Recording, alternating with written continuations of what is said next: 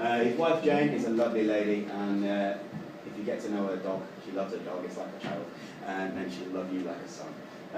After about a week of working with these camels, I was supposed to be a camel hand or camel ear, and we were doing camel tours and camel treks, feeding the camels, tending to the sick camels. There was kangaroos on there because it's a rescue centre.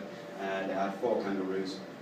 They had an emu, they had a wedge-tailed eagle, which is a huge bird, llamas and alpacas, and it was just one of the most fun places ever.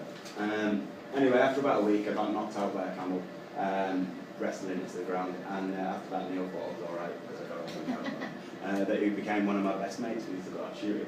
And there's nothing better, nothing makes me more happy than sitting on a camel with a load of tourists from wherever and going out for a day or half a day ride into the middle of the outback, into the bush. You'll see the most fantastic creatures, snakes and lizards, birds, alright, you see kangaroos and wallabies, and you just go around, and I learned a little bit about the plants and the fauna, alright, and I used to tell people stories, make them up at the time because I don't know much about Central Australia. They'd be like, what's that mountain range? Like, oh, that's the Peterman's Ranges. I don't know what it is, and just make something up. But we'd all just sit there, chill out. Camels are very, very slow, they plod and they rock, they're like the ships in the desert.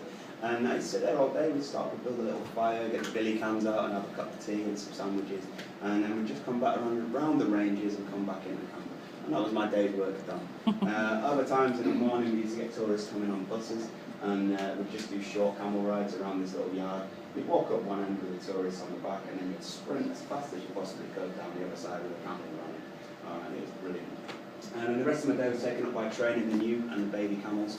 Because it's a rescue centre, and you're allowed to shoot camels in Australia because they're classed as vermin, they'll shoot the adults and take them for meat, alright, but they won't take the babies because they're useless. So we ended up with something like 25 baby camels, and they were all orphans. So we used to train them up, look after them because they came in sick. And yeah, they just became my best friends, they're cool lads. And one day, one of the camels, Milky, had a baby camel, alright, and they named it Mini-Mat after me. It's not Mini-Mat anymore, it's massive. It's the coolest camel in the world. He's proper angry, alright, he'll kick you, he'll bite you. I've got stitches from him, he's knocked me out too. In one of the roughest places I've ever worked, I used to get up at 6 o'clock in the morning and run around the camels, feeding them. And I tell you what, it's one of the hardest things I've ever done, and it's one of the funnest things I've ever done. And I tell you what, thinking about it now, it makes me happy again. I speak to Jane all the time, we email each other, she sends me photographs. I'm really good friends with his daughter and her husband, so yeah, I love it, it's a brilliant place. And her husband.